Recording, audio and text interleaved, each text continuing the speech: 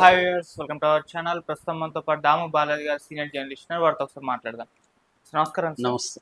Sir, Jaganmohan Reddy గారి ఉత్తరాంధ్ర పైన దండయాత్ర అయితే మొదలు పెట్టేశారు. ఇవాళ ఆయన పర్యటన కూడా స్టార్ట్ అవ్వడం మనం చూస్తున్నాం. ఎన్నో ఆటంకాల మధ్యలో స్టార్ట్ అయిపోయింది. సో ఆయనకు మోదీ గారి అండదండలు కూడా ఫుల్గా ఉన్నాయని చెప్పేసి ఇది ఇప్పుడు చంద్రబాబు నాయుడు గారికి తలనొప్పిగా మారిపోయిందని కూడా అంటున్నారు. అంటే ఆపితే ఒక ప్రాబ్లము, ఆపకపోతే ఇంకో ప్రాబ్లం, ఇలా రెండు వైపులో కూడా ఆయనకి ఇబ్బంది ఏర్పడింది ఈ పర్యటన ద్వారా కూడా చెప్తున్నారు. మరి జగన్మోహన్ రెడ్డి గారి ఈ పర్యటన వల్ల ఎటువంటి ఇంపాక్ట్ పడే అవకాశం ఉంది? సో దీన్ని ఏ విధంగా చూడొచ్చంటారు సార్? అది ఇదేంటంటే ఒక రకమైన తెలుగుదేశం సెల్ఫ్ గోల్ అని చెప్పాలి. అంటే ఇప్పుడు ఒక 10 కాలేజీలని 2 దఫాలుగా ప్రైవేట్ పబ్లిక్ పార్ట్నర్షిప్ పేరుతో పీపీపీ పేరుతో 66 ఏళ్ళకి లీజుకి ఇస్తున్నాము, ఆ కాలేజీలని వాళ్ళకి ఇస్తున్నాము అనేది వీళ్ళు ప్రకటించారు. దానికి వైసీపీ గట్టిగా వ్యతిరేకించింది. మేము 1923 నుంచి 2019 వరకు 12 కాలేజీలు ఉంటే మేము వచ్చినాక 5 ఏళ్లలో 17 కాలేజీలు తెచ్చుకోగలిగాము. అందుకే 5 కాలేజీలని మేము రెడీ చేసాము మా 5 ఏళ్ల పీరియడ్లో. ఎవ్రీ ఇయర్ 5 కాలేజీలు అంటే 2023, 24 5 కాలేజీలు, 24, 25 5 కాలేజీలు, 26, 25, 26 7 కాలేజీలు, ఇలా మేము ప్లాన్ చేసుకుని దానికి సంబంధించి 8,480 కోట్లు బడ్జెట్ కూడా పెట్టాము. ఈ విషయాలన్నీ వైసీపీ వాళ్ళు చెప్పారు.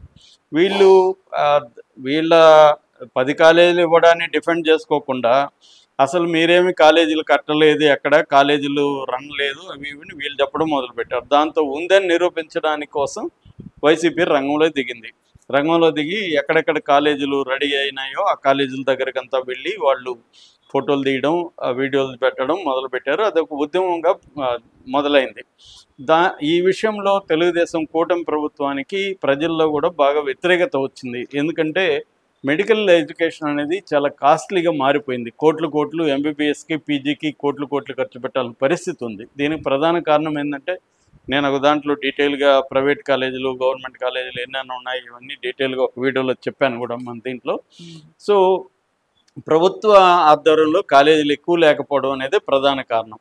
సో దాన్ని కూడా ఇప్పుడు సెంట్రల్ గవర్నమెంట్ స్కీమ్ కింద ఇది ఇచ్చింది, శాంక్షన్ చేసింది. దాన్ని జగన్ ఆధ్వర్యంలో వచ్చినప్పుడు దాన్ని కూడా ప్రైవేట్ పరం చేస్తున్నారు. పైగా ఆల్రెడీ కట్టి రన్నింగ్లో ఉన్న వాటిని కూడా ఏమీ కట్టలేదని ఒక ప్రచారం మొదలు పెట్టారనేసరికి అది ఇప్పుడు జగన్కు బాగా ఉపయోగపడింది. అంటే వీళ్ళే జగన్కు ఒక ఆయుధం ఇచ్చినట్టుగా అయిపోయింది. జగన్ దాన్ని ప్రత్యక్షంగా ఇప్పుడు రంగంలో దిగి ఇంకా దాన్ని లైవ్లో ఉంచడం కోసం, ప్రజలకి విషయం చెప్పడం కోసం. ఇప్పటివరకు చాలామందికి తెలియదు అసలు ఈ ప్రైవేట్ కాలేజీలు ఎన్ని ఉన్నాయి, ప్రభుత్వ కాలేజీలు ఎన్ని ఉన్నాయి, ఈ విషయాలు ఏమీ తెలియదు.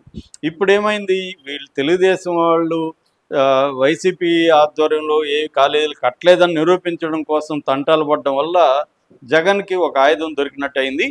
ప్రజలకి ఇదేంటంటే చాలా సుదీర్ఘమైన పోరాటానికి జగన్ రంగంలో దిగాడు.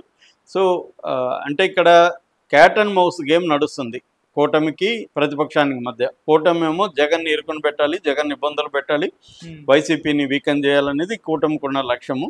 ఇది గతంలో జగన్ ప్రభుత్వంలో కూడా జగన్కు కూడా అదే లక్ష్యం. ఇవాళ ఎవరు అధికారంలో ఉన్నా ప్రతిపక్షాన్ని నిర్వీర్యం చేసేయాలన్న ప్లాన్లోనే అన్ని ప్రతిపక్షాలు ఇవాళ ఉంటున్నాయి. అందుకోసం ఇంకా ఎన్ని రకాల స్ట్రాటజీలైనా వేస్తాయి. దీంట్లో మోరల్ యాంగిల్లో ఇది మంచిదా ఇది చెడ్డదనేది లేదు. ఇవాళ నేను చాలాసార్లు చెప్తుంటాను, గాంధీ మెథడ్ ఏంటంటే ఆబ్జెక్టివ్ అండ్ దాన్ని చేరుకునే మార్గం, అంటే లక్ష్యము మార్గం. లక్ష్యము బాగుండాలి, మార్గం కూడా బాగుండాలనేది గాంధీయన్ ఫిలాసఫీ. కమ్యూనిస్టులు లక్ష్యం బాగుండే చాలు, మార్గం ఎలాగన్నా ఉన్నా పర్వాలేదు, విప్లవం సాధించడం కోసం ఏమన్నా చేయొచ్చు అనే థియరీ కమ్యూనిస్టులది. ఇప్పుడున్న రాజకీయ నాయకులది మార్గం బాగుండాల్సిన అవసరం లేదు, లక్ష్యం కూడా బాగుండాల్సిన అవసరం లేదు. నీకు ఉపయోగపడితే ఏమన్నా చేయి, ఏ లక్ష్యం అన్నా పెట్టుకోను, ఆ లక్ష్యాన్ని ఎలాగన్నా చేరుకో అనేది ఇవాళ ఉన్న అందరూ అన్ని రకాల పొలిటికల్ పార్టీల ఫిలాసఫీ ఏంటంటే లక్ష్యము మార్గము నీకు అనుకూలంగా ఉంటే చాలు, నువ్వు ఏ రకమైన రూల్స్ మోరల్స్ ఏది నువ్వు పాటించాల్సిన అవసరం లే. నువ్వు నీ మీడియాని పెట్టుకో, నీ బలాన్ని పెట్టుకో, దౌర్జన్యాలు చెయ్యి, అబద్ధాలు చెప్పు, అవతల వాడిని తొక్కేయి, వాడిని మాట్లాడనీకుండా చెయ్యి. ఇది ఈ స్కీమ్ నడుస్తుంది ఇప్పుడు దేశంలోనే. అదే పని గతంలో జగన్ చేశాడు, అదే పని ఇప్పుడు కూడా చంద్రబాబు ప్రభుత్వం కూడా అదే పనే చేస్తుంది. ప్రతిపక్షాలను మాట్లాడనీయకుండా చేయడం, వీళ్ళు ఒక దుష్ప్రచారాన్ని వీళ్ళు మీడియాతో చేయడం, తర్వాత ఎవడన్నా గట్టిగా మాట్లాడితే వాడిని తొక్కేయడం, కేసులు పెట్టడం ఇదే అనేది జరుగుతుంది. దేశంలో జరిగినట్టుగా ఇక్కడ కూడా జరుగుతుంది. గతంలో జగన్ చేశాడు, ఇప్పుడు వీళ్ళు చేస్తున్నారు. తేడా ఏం లేదు. మనకు ఒకసారి ఎవరున్నా పెద్ద తేడా లేదన్న ఫీలింగ్ రావడానికి కారణం ఇదే అనమాట. సో ఇప్పుడు ఇది జరుగుతుంది. ఈ నేపథ్యంలో ఏమైందంటే జగన్ని కంట్రోల్ చేయాలనుకుంటే జగన్ దాన్ని తిప్పికొట్టడం మొదలుపెట్టాడు. జగన్కి ఉన్న గొప్ప అడ్వాంటేజ్ ఏంటంటే మోడీ అండ. మోడీ 25 ఏళ్ళు అయింది రాజకీయాల్లో. ఆయన గుజరాత్ సీఎంగా స్టార్ట్ చేసి ఇప్పుడు 25 ఏళ్ళు అయితే 25 ఏళ్ళ సందర్భంగా మోడీని ఆకాశానికి ఎత్తుతూ జగన్ ఒక ట్వీట్ చేశాడు. అది కూడా ఇప్పుడు విపరీతంగా వైరల్ అవుతుంది. ఇక్కడేమో ఎన్డీఏ ప్రభుత్వం ఉంది. ఎన్డీఏ ప్రభుత్వం ఏమో జగన్కి వ్యతిరేకంగా పనిచేస్తుంది. ఇందులో బీజేపీ కూడా ఉంది. బీజేపీ నాయకుడైన మోడీని మాత్రం ఇతను పొగుడుతూ ఇస్తాడు. దాని మీద బీజేపీ వాళ్ళు మాట్లాడరు. సో చంద్రబాబు దీన్ని ఎలా చూడాలో చంద్రబాబుకి ఇబ్బంది. మోడీ ఏమో మొన్న కూడా అక్కడ ఉపరాష్ట్రపతి ఎన్నికలప్పుడు కూడా రాజ్నాథ్ సింగ్ జగన్కి ఫోన్ చేస్తాడు. నిజానికి జగన్ అవసరమే వాళ్ళకి లేదు. అంటే అన్ని రకాలుగా జగన్కి మోడీ అండదండలు కనిపిస్తున్నాయి. కానీ ఇక్కడేమో జగన్ ఏమో చంద్రబాబు ప్రభుత్వానికి ప్రధాన శత్రువు.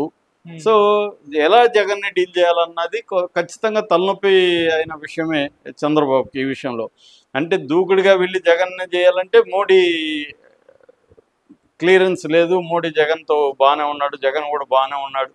సో వాళ్ళిద్దరి మైత్రి జరుగుతుంది. ఇది ఒక విచిత్రమైన రాజకీయ వ్యవహారం. ఇక్కడేమో ఎన్డీఏ కూటమి ఉంటుంది, అక్కడ ఏమో మోడీతో ఫ్రెండ్లీగా ఉంటాడు జగన్. అక్కడ అమెరికాకి తీసుకుపోయే పార్లమెంటరీ డెలిగేషన్లో కూడా వంగా అంటారు. యునైటెడ్ నేషన్స్ జనరల్ అసెంబ్లీ సమావేశాలకి నిన్న చెప్పాను నేను. అమెరికాకి తీసుకెళ్లే డెలిగేషన్లో ఏమో మిథున్ రెడ్డి ఉంటాడు. మిథున్ రెడ్డిని ఏమో వీళ్ళు అరెస్ట్ చేసి జైల్లో పెట్టి అరెస్ట్ చేయాలని వీళ్ళు అనుకుంటారు. మిథున్ రెడ్డిని ఏమో దాంట్లో తీసుకెళ్తాడు మోడీ. అంటే ఇలాగా వైసీపీకి ఏమో కేంద్ర అండదండలు ఉన్నాయి, ఇక్కడేమో వైసీపీని వీళ్ళు వీకన్ చేయాలని వీళ్ళు అనుకుంటున్నారు. ఈ నేపథ్యంలో జగన్ రెచ్చిపోయే అవకాశం కనిపిస్తుంది. ఈరోజు మామూలుగా ఈ మధ్యకాలంలో జగన్ చూస్తే ఎక్కడికి కూడా ఒక దండయాత్రలాగా ప్రజల సమస్యల మీద పనిచేయడం తప్పు కాదు, కానీ దాన్ని ఉపయోగించుకొని ఒక బల ప్రదర్శన, ఒక దండయాత్ర ఈ మధ్యకాలంలో అందరూ ఇదే పని చేస్తున్నారు. మామూలుగా వెళ్ళి చేయలేదు. గతంలో కూడా పవన్ కళ్యాణ్ కూడా ఎలాగే చేసేవాడు. ఒక కారు బాయినట్టు మీద ఎక్కి జనాలను తీసుకొని అతనికి సమస్య కంటే కూడా ఆ సమస్యను ఉపయోగించుకొని తనలా ఫోకస్ అవ్వాలనేది పవన్ కళ్యాణ్కి ఉండేది. అదే మెథడ్ ఇప్పుడు జగన్ కూడా అదే చేస్తున్నాడు. జగన్ కూడా దాన్ని ఒక బల ప్రదర్శనలాగా చేసి ఒక దండయాత్రలాగా, ఒక జైత్రయాత్రలాగా వెళ్ళడం అనేది చేస్తున్నాడు.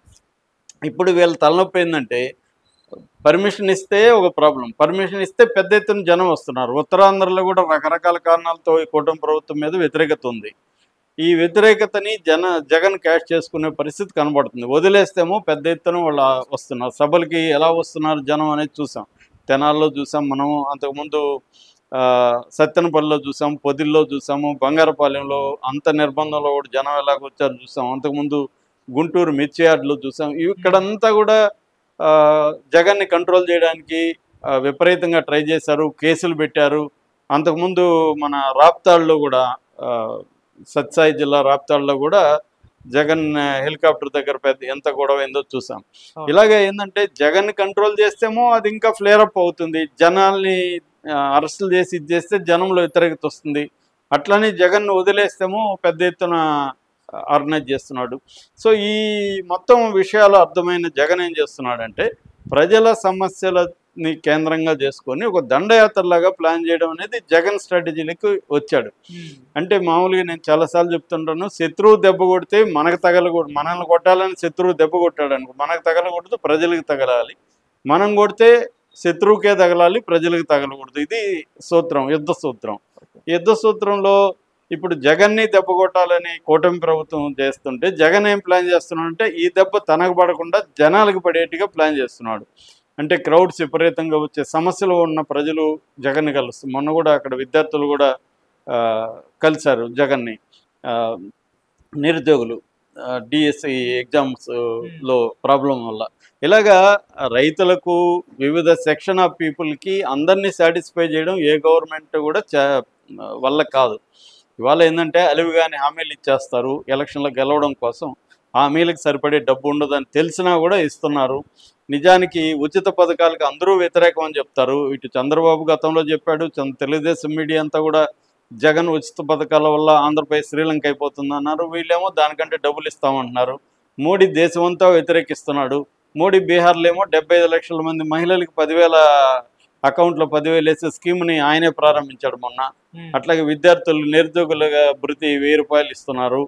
ఇలాగా ఏంటంటే వీళ్ళే చెప్తారు, మళ్ళీ వీళ్ళే ఎలక్షన్ టైంకి వీళ్ళే యూటర్న్లు, ఎల్ టర్న్లు, అన్ని రకాల టర్న్లు తీసుకొని వీళ్ళే చేస్తారు.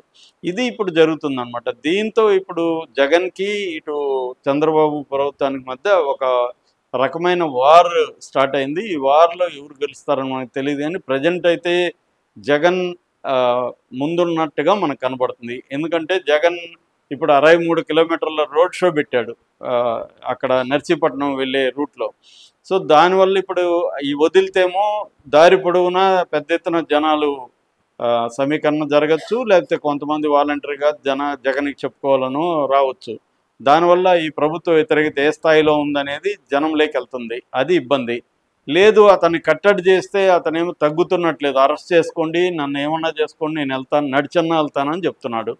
దానివల్ల ఇంకా ఫ్లేర్ అప్ అవుతుంది, వైలెన్స్లోకి వెళ్తుంది, అది లాఠీ చార్జ్ ఇంకోటి జరుగుతుంది. దానివల్ల ఇంకా దేశవ్యాప్తంగా అది న్యూస్ అయిపోతుంది. ఎందుకంటే ఇప్పుడు చంద్రబాబు కూటమిలో ఉండడం వల్ల జగన్ మీద ఏం జరిగినా అది నేషనల్ మీడియా అటెన్షన్. ఎందుకంటే మోడీకి యాంటీగా ఒక బలమైన మీడియా కూడా ఉంది, హిందీ మీడియా, ఇవన్నీ దీన్ని ఫోకస్ చేస్తారనమాట. ఇది తలనొప్పిగా చంద్రబాబుకి, జగన్ తలనొప్పిగా మారాడు.